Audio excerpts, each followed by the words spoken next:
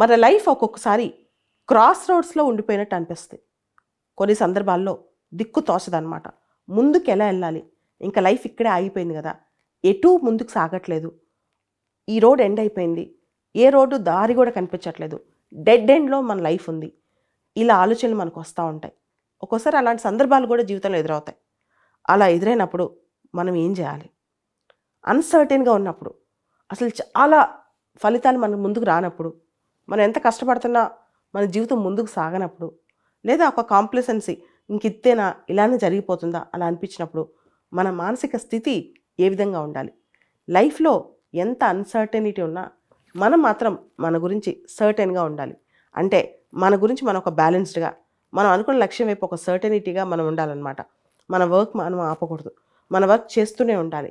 ఏదైనా వైఫల్యం వచ్చినప్పుడో, ఏదైనా కోల్పోయినప్పుడో మనం అక్కడే ఆగిపోకూడదు. ఒక చిన్న ఎగ్జాంపుల్ చెప్తాను. ఫిజిక్స్ వాలా అని చెప్పి ఒక ఎడ్యుటెక్ స్థాపించి దేశం మొత్తం విస్తరించాడు.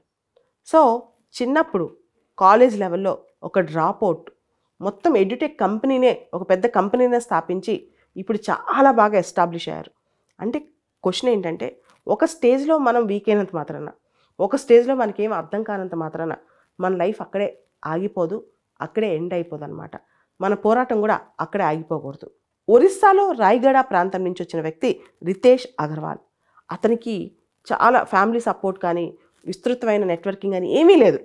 అలాంటి వ్యక్తి ఓయో స్థాపించి, ఇప్పుడు మీ అందరికి తెలుసు ఓయో ఎంత సక్సెస్ఫుల్ అయిందో.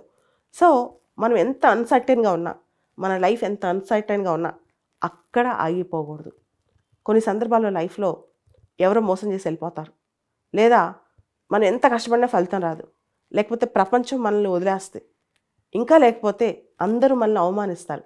ఇవన్నీ మనసులో పెట్టుకుని ఇంకా ఆగిపోయింది, ఇక్కడే ఎండ్, ఇక్కడే మన జీవితం ముందుకెళ్ళదు, ఇలాంటి నిరాశ పెట్టుకోకండి. జీవితం ఎప్పుడు ఏ స్థాయిలో ఉన్నా దాన్ని మార్చుకునే శక్తి మన చేతిలోనే ఉంటుంది. అదే మంచుకుండే అనంతరమైన శక్తి అనమాట. ఈ శక్తిని ఉపయోగించుకోవడానికి ట్రై చేయండి.